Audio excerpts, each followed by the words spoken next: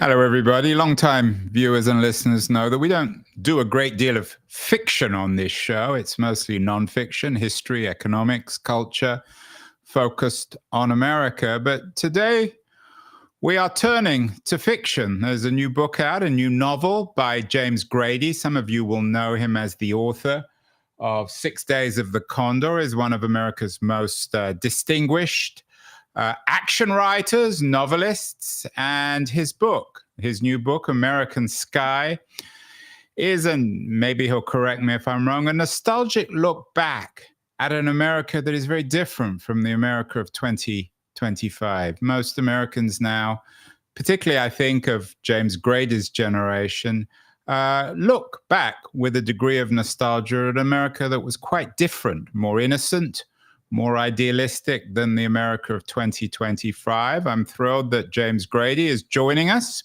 from his home in a rather steamy Washington, D.C. James, welcome to Keen on America, and congratulations on your new book. Am I being fair? Is there a degree of nostalgia in your new novel, American Sky? Absolutely. I mean, Andrew, while it's nostalgic, we all grow up. That's a fundamental reality for all of our viewers and listeners out there. And especially over the last 6 or 7 years, I've started to see that nostalgic view of America when I grew up fading away and getting propagandized over. It suddenly people forgot about the civil rights struggles that were really vicious at times. There were homicides, there were bombings. Those poor girls in I think it was Alabama, who went to church and blew up. Yeah, that was in Birmingham, Alabama. Yeah, and I wanted the realities of our yesterdays to be captured in a fictional way, so future generations will remember them, and who we are today can use that picture of our yesterdays to help figure out where we are today and maybe where we're going to go to tomorrow. Is there something different about America compared to other countries when it comes to, if not nostalgia, the memory of youth, given that America was built around youth and the youth culture, which America has pioneered over the last century, seems to suggest that America, more than other countries, struggles to grow up. Is that fair? I think that's, in a way, kind of frighteningly accurate. Until the end of World War II, if you got through high school, that was the end of your youth. And after World War II, we suddenly had this created time period in our lives where we were young, but we weren't adults. We weren't young adults. And this was when secondary education gave way also to colleges and universities. That used to be a rarity for many Americans. And our country didn't really know what to do with the youth that suddenly everybody was talking about. Teenagers weren't a concept until after World War II. And now I think we've been struggling, like you said, Andrew, for quite some time to figure out what is this youth culture? What does it mean?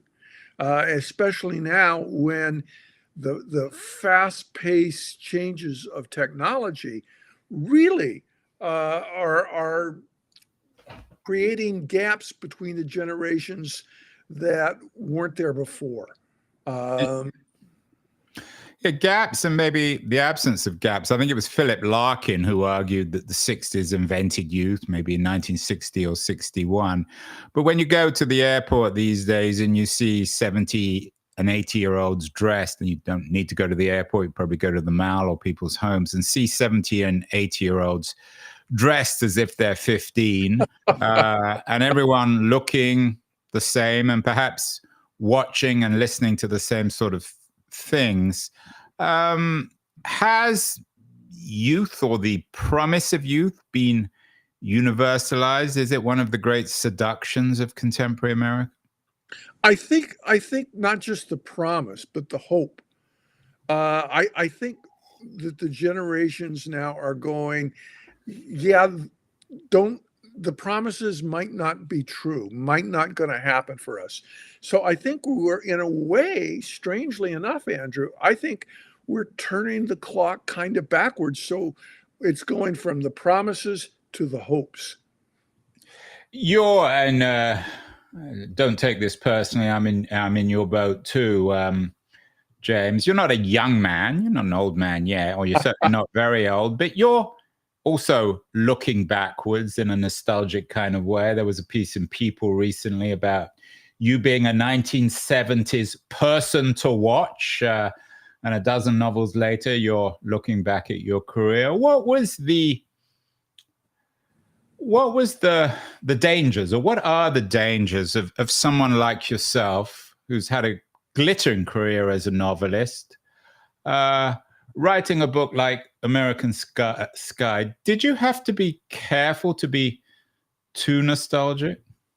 Oh, absolutely. And one of the things that I do in American Sky is I make sure that I make references to the world that came afterwards, like 9/11, and some of the other major events that had their roots in in the way back days of the 60s and 70s. I think Larkin, who, by the way, I think is a rather brilliant man, was right. But you can't just write about the past and not have a focus also on to the current times and really the future. Otherwise, you're right. It's like you're looking back at an old photograph of a horse and buggy. It's lovely, but it doesn't really speak to you. So I worked really hard to keep this nostalgic view also current and contemporary. You're an experienced enough novelist, James, to have dealt with this rather dumb question before on the biographical or the autobiographical quality of your literature. Is there some of James Grady or James Grady's history in American Sky? Yes, actually, there is. And one of the things that an author like me writing a book like this has to do is fictionalize our past, the people in our past, the places in our past, and fictionalize ourselves. And so we can change the facts, but the facts are not necessarily necessary to reveal the truths. So yes, many of the incidents within this book I either witnessed or I had sources tell me about, or really came straight out of my own experiences. But then I tweaked everything to make them fictional and to sort of reveal more truths than this is not a memoir where you have to be factual. This is fiction, and yet there's an echo of all of us in it. What kind of teenager and young man were you, James? I was, as a teenager, what they now call a nerd. I was gawky, skinny, not particularly. I was well known and well liked, but not part of the cool crowd or the more popular kids. When I got out of high school and got to university, that started to change. And then as I discovered sort of the moral, social, political core that I've built my life around, and became involved with things like the anti-war movement, the anti-war Vietnam War movement, I realized I was becoming someone else that I actually liked more. And by the time I was a young man, well, nothing quite like having Robert Redford turn your first novel into a movie when you're Right. 25 to suddenly Six make Days you, of the Condor, yes. yeah, that made me much more socially presentable in a strange way. And I tried to maintain who I was and not let that slip me over into that, I think, dangerous swamp that we call fame. When people look at the cover of the novel when they're in airports or bookstores, they will see a James Dean looking young man on the cover with a James Dean looking automobile. Is American Sky, in a sense, your opportunity, James, to rewrite history, to make yourself cool again? Well, actually, I made sure that my central protagonist, Luke, was even perhaps less cool than I was. I So he's not wanted, Jimmy Dean. no, I neither in fiction nor reality was I ever as cool as James But what Dean. about the cover of the book? Oh, I'm You're again, so you're a very glad. experienced novelist. You know, covers sell or don't sell books. It's a very seductive cover. You are so right to pick up that the artist who drew that um, captured the essence of James Dean, who really, it was a tragedy that we lost him so young. I would love to have seen him become, I don't know, the Cary Grant or Robert Redford, or I guess nowadays there are several other characters like George Clooney could have become. But yeah, I loved that cover, and it captured the hopes and dreams of, I think, really both genders of that era. If we wanted to be James Dean, or we wanted to have James Deanus be crazy about us. You talk about hopes and dreams. It's called American Sky, but a lot of people, when they read about the book or when they read the book, will associate it with the American dream. What do you make of this dream, James? How would you define it, and how important was it in the period you write about in American Sky? Well, the American dream was simply that if you worked hard, you obeyed the rules, you had a chance to become as much as possible and get as close to being the kind of dream adult you wanted, with a great job, with a great future, with a great partner of some kind. That was the American dream. And it came out of our parents' generation, who grew up in abject poverty of the Depression and then slammed into World War II.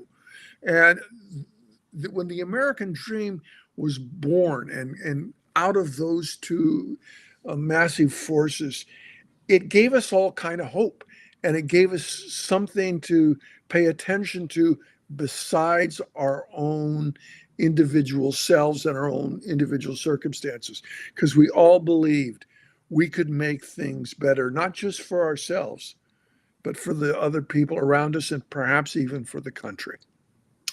The book is in many ways about the 60s. You talk about obeying the rules, which was core to the American dream. You obeyed the rules and you could progress, you could do better than your parents. But the 60s, of course, was uh, a response to obedience. It was a rejection of obedience. It was a Right. decade about rejecting the rules themselves. Is that one of the fatal contradictions of the 60s? Absolutely. And I think when I wrote American Sky, and when I look at my life, I always think of the great French philosopher Albert Camus, who said a true rebel says yes to something better, instead of just saying no and rejecting and fighting. You've got to have something to fight for. And in the 60s, the everything from the environmental movement to the anti-war movement to greater political freedom, the civil rights movement, all those gave us something to fight for. The famous civil rights leader who came up with the phrase "good trouble," John Lewis, a fascinating man who had a dent in his skull from a state troopers club during the march in Tuskegee.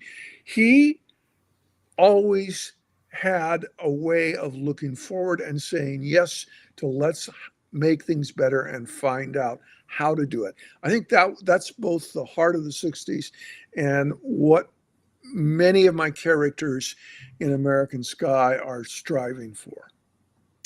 And yet, James, again, you don't need me to tell you this. There was another America. There was a politician from Southern California, a man called Richard Nixon, who I think he invented, or he certainly pioneered the term silent majority, the idea that not all Americans were on board the locomotive that you write about in American Sky. Many Americans were actually very uncomfortable. And of course, Nixon very narrowly lost the 1960 election. Some people would argue that he unfairly lost it, that the election was stolen in Illinois. And then, of course, he was elected in 1968. Is there much of the silent majority in American Sky? Do you acknowledge that? Do you deal with that? Of course, this silent majority now is a very vocal majority in Trumpian America in 2025. Right. I mean, one of the things I deal with in American Sky is a reality that I lived through, where in 1964, I was the youngest member of the Montana State Republican Party's platform committee. Oh, and my God. I know.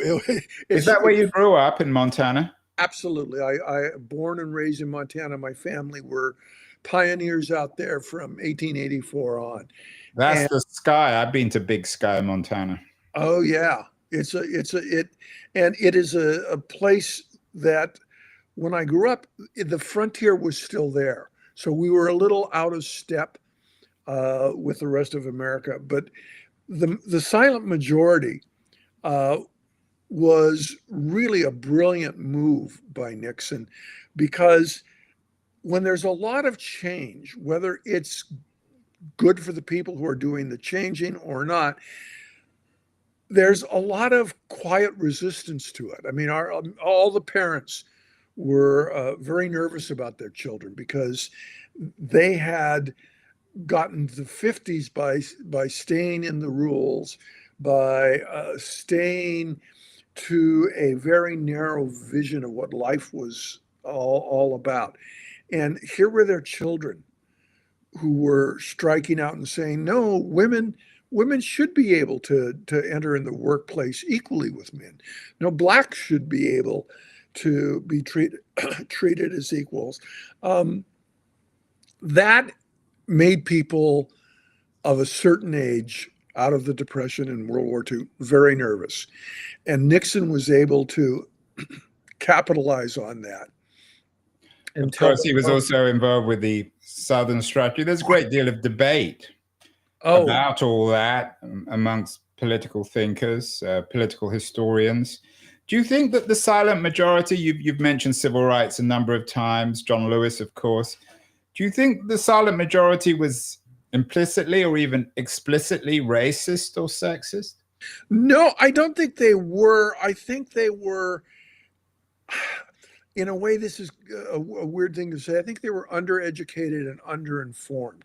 And I don't just mean educated from school. I mean, most Americans, even today, have not traveled very far from their hometown. I think I saw a statistic that something like less than 40% of Americans have ever been more than 70 miles from where they were born, and they still live in that area. That was true, even more true in the 50s and 60s. And I think that they needed a little more exposure and a little more calm attitude. I think one of the faults of the 60s and the rebels like me is that we did not spend enough time just listening to our elders and talking with them, actually conversing with them, not, shouting our slogans or marching in the streets. That was important for us to do. But it was also important for us to bring everyone we could along with us. Yeah, Hillary Clinton, of course, described your silent majority as deplorables. I'm sure you wouldn't use that word. I thought that was one of the many reasons she failed as a politician and was a horrible. I mean, that attitude that regular Americans are deplorable. She should have lost the election. I was I was so appalled by that. Um, I didn't know what to do. I mean, I kept hoping she would do something to rectify it, and she never did. You know. But again, the political historians have looked back at the 60s, and particularly from the perspective of 2025, and have argued that the most fatal development amongst progressives was the split between the new and the old left, the C. Wright Mills group of countercultural rebels of one kind or another, sexual, cultural, political, and the old left, the left of labor unions, of the old working class. Do you address that in American Sky? And was this something you personally saw develop in the 60s, this cleavage between a new and an old left? I was starting to see it in that time period, and I reference it indirectly because it was just starting in the late 60s. My book ends in 1970, and at that time, the Democrats were supposedly the party of the working man and the labor unions, and I think that they were. And then starting, this is going to be. I came to Washington and I was a muckraker and a novelist and working here. I'd worked in the Senate too. And starting in about 1975 and 1976, I saw a new kind of quote liberal or left winger come into the power circles of Washington, D.C. They were elite educated, Ivy League, and they did their best to ignore any working class roots that they had. They started to look down on the labor unions and the guys who weren't in the labor unions but were out working 8 to 5 jobs actually, and kind of patronize them. And I was appalled. I kept getting into arguments and writing news stories trying to show that. And I remember the core of my Montana rebels who'd also come back to Washington. We were just appalled at the quote new left and the new liberals that were coming to town and coming into power. That was a big mistake. You quote in the introduction of the book, you quote Ziggy Marley, of all people, who sang, "Don't know your past, don't know your future." They're kind of cultural models in the book of people who clung or celebrated their past and remained also countercultural. The image on the front of the book of the car and the young man could also bring to mind somebody like Bruce Springsteen. I know the novel and has been compared in some ways to some of Springsteen's work. Yeah, I happen to, well, let me just say, I think that Bruce Springsteen is the great American author of my generation. And author or you mean author in a literary sense or in a sort of metaphorical sense?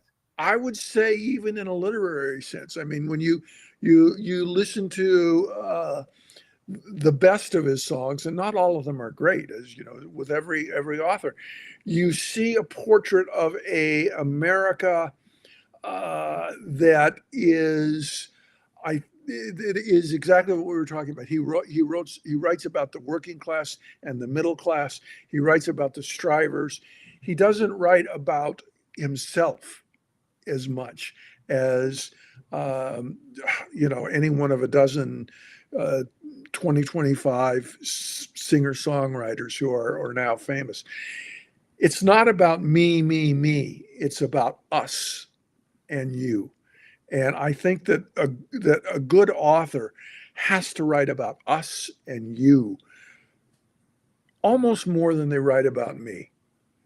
And that's what I tried to do with American Sky, is to, while you use yourself as a tentpole, or in this case, a fictional version of myself as a tentpole, you do that to be able to bring others in to the tent and let them be seen. At one point, my character Luke looks around his high school and realizes he doesn't really know the lives of these other teenagers who he's grown up with since he was, born. But they all have individual lives and individual aspirations and individual sorrows they're dealing with. I mean, it was astonishing to me to discover several of my female classmates who had been sexually abused or had other horrible things done to them. To see one of my friends who was gay being constantly slaughtered and not even being able to find anybody to talk with that about. To see the kids from lower income families shut it away from the college preparation courses that they could have done just as easily as anyone else in our high school. And I think we have to be aware of that, and we have to try and bring everybody into the tent together so we all get a chance to realize our full potential. I mean, this is about us. It's not just about you and me. Yeah, this nostalgia, this looking back, as I said, is something that, back to the 60s, is something that has gone mainstream in American culture. One of the big events of last year was the Dylan film, A Complete Unknown. I'm sure you've seen it. But I wonder what your take on Dylan. Your work has been compared to Dylan, your writing, to Desolation Row. Dylan, of course, whose expertise seems to be to escape history or to perpetually reinvent themselves, this man of plasticity. What do you make of that approach to one's art, perhaps in contrast to someone like Bruce Springsteen, who used his own, or has used his own, working class identity, although he acknowledges that some of it's made up, describes that as his great magic trick, as an anchor to his creativity? I think Dylan completely deserved his Nobel Prize for literature. He has an ability to not just feel the wind around us, but to almost sense the beating hearts in out there. I mean, he revolutionized American music with the Newport Folk Festival rebellion he did, and he's always strived to be himself. And yes, he's a little quirky, but he is, I think, one of those great cultural lamplighters that we've all had through history. I mean, Shakespeare, others, I would say William Butler Yeats also had that ability.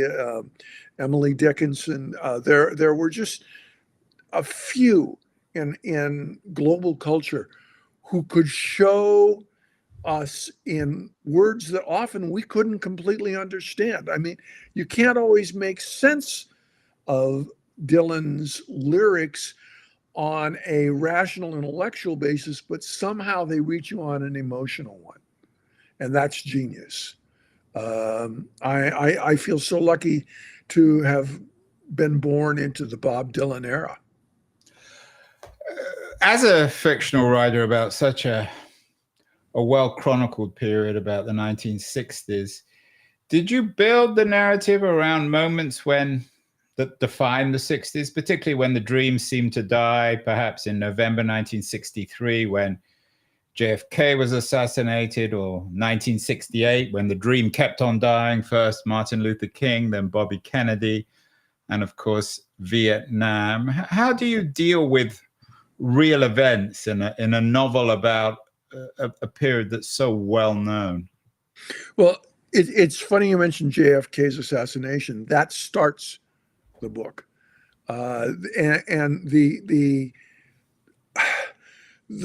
wild, bizarre moment that was, and I deal with Luke's family, who were Republicans, being appalled and scared, with Luke not understanding what has just happened to his life.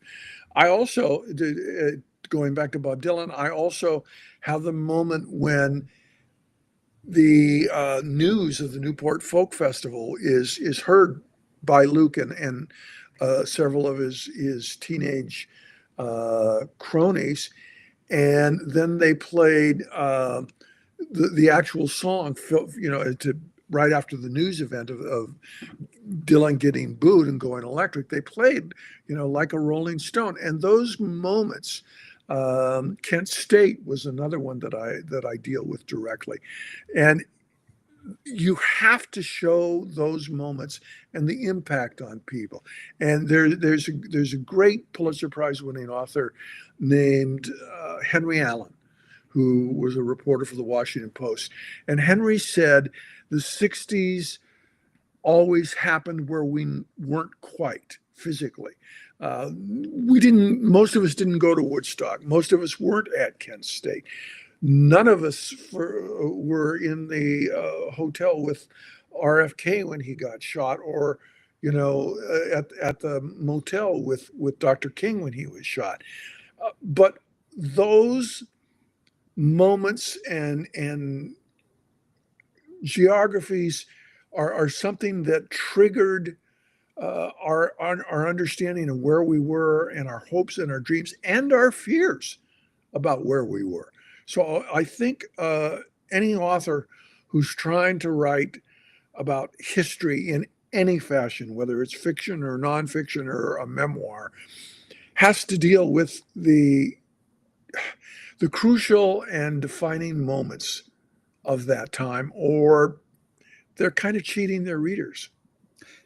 Do you think there's any point, and I don't know whether you did this for the book in terms of your research for fictional writers, of course, research is a complicated business.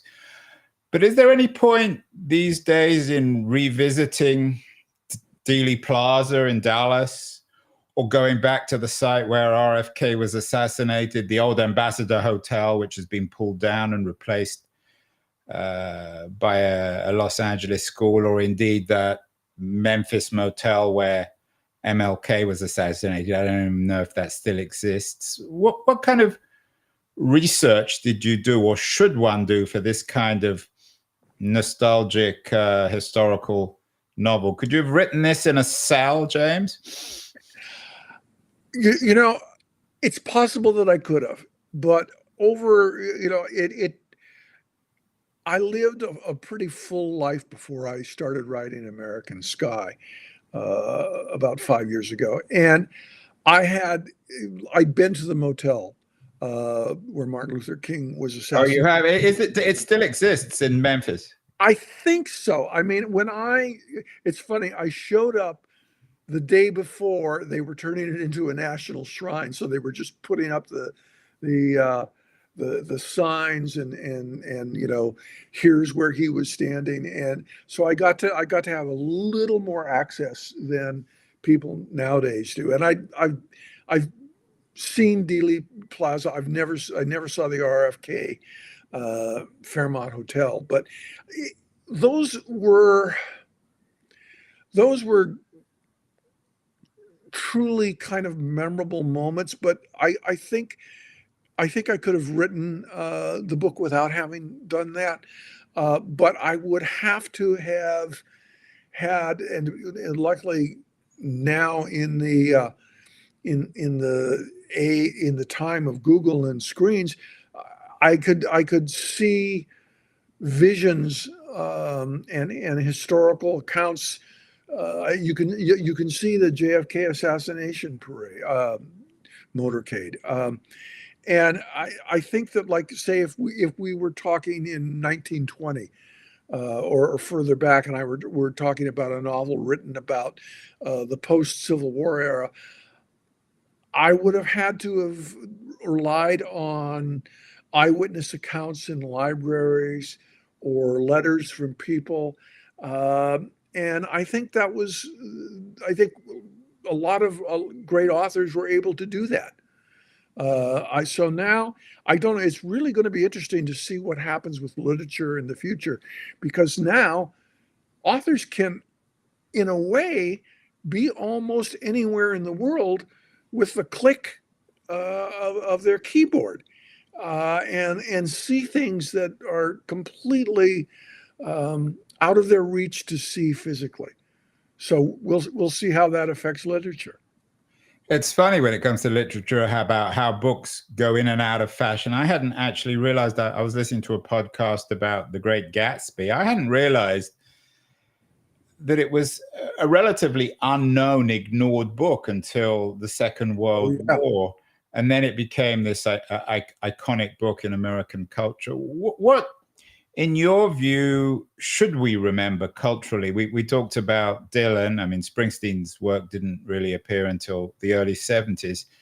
What should we remember about the 60s? Woodstock, Monterey, pop, Newport jazz. What else should we be remembering? Well, I think, we should also remember, like, how, for example, the Beatles exploding on the world was because of television. If they had not been on Ed Sullivan, they might have been able to be a gigantic pop band, but they would never have had that immediate audience where the next day, all through American high schools, teenagers were singing, yeah, yeah, yeah. And so we would remember the Beatles, and the era was a great time for folk singers and for composers, and also jazz. I mean, we should remember, Miles and Thelonious and Monk and all those guys. We also should remember some of the great authors there. I think of, for example, John Steinbeck. And William Faulkner, who can be a little too wacky for many people, but he wrote some great books. Yeah, we did a show earlier today where my guest, Solly Ozell, argued that Faulkner is the key figure these days to make sense of 2025 reality. So these authors never die, do they? No. And Faulkner, of course, is famous for his remark about the past never dying. Oh, I was trying to remember the quote so I could mention it. But yeah, Faulkner, and Faulkner wrote about quirky, ordinary people. I mean, a family, going through rural Mississippi after the death of a loved one to get him buried correctly, and it's just all his works. If you start them, I don't think you ever finish them. Same thing with Steinbeck. I mean, when you think of not just East of Eden, that James Dean actually helped bring to life on the big screen, but he wrote about the underdog of of Mice and Men, and The Grapes of Wrath, also made into a great movie, about really ordinary people in extraordinary and trying circumstances. Those authors, To Kill a Mockingbird, is another great example. Those authors wrote about real America. I know there's been a trend in literature to write about novels about the oh so hip and cool, semi-rich New York crowd. I get bored with those. Yeah, they can be written entertainingly, so I'll finish the book. But I want to know what's going on with someone in, there's a town called Beaver Crossing, Nebraska.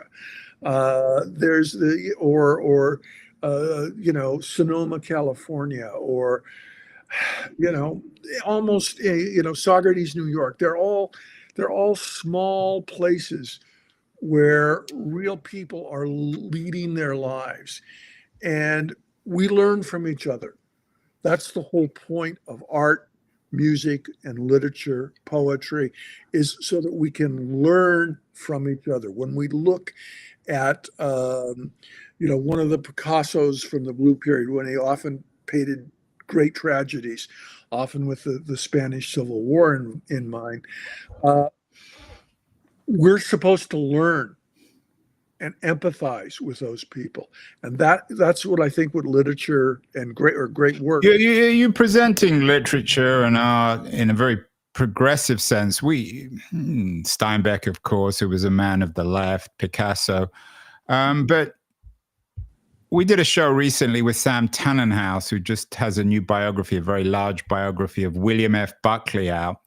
And Right. he notes that Buckley, of course, who in many ways was the sort of the cultural vehicle for articulating the ideas of the silent majority, was himself an innovator. He used television brilliantly. So there's no monopoly for progressives when it came to innovation. They were also innovative, for better or worse, innovative conservatives like Buckley in the 60s, wasn't there? Oh, absolutely. They, Buckley was able to help people who had conservative values put their thoughts into words and of course actions at the polling booths. And he also was able to skewer the bombacity of the left in a wonderful way. George Will, I would argue, is now the true conservative journalist and icon out there. I find myself reading him whenever he appears in my news feeds, because he's honest. George Will is honest. And that's one of the great things about having a spectrum, is that you don't get stuck in a narrow rut and viewpoint. And if you are in a narrow rut and viewpoint, you've got a problem, because life and the universe is a lot bigger than any narrow rut. And we have to know. Tell your New York cultural crowd that. Finally, James, there is some nostalgia in the book. I think implicitly or even explicitly, you are recognizing many structural problems with contemporary America. Can America come back, or what can we learn perhaps from your new book, American Sky, about the reinvention, the rebirth of America in the 2020s? I think we can learn that it's possible, that that history is not written yesterday about tomorrow. We still have a chance today to change what our futures are going to look like, what our children's and grandchildren's future is going to look like. But we have to pay attention. We have to stand up and be counted, and we have to do it for everybody, not just ourselves. We have to move forward so all of us can have a better future. Well, good stuff from James Grady. I was going to call him James Dean, but he's James Grady, author of American Sky. There is an element of James Dean, at least on the cover of the new novel. Major new release. It's out now. Everyone needs to read it. Congratulations, James, on the book. And best of luck with everything. We'll get you back on the show. It's been a wonderful conversation. Thank you so much. Thank you so much for having me, Andrew, and thank you for what you're doing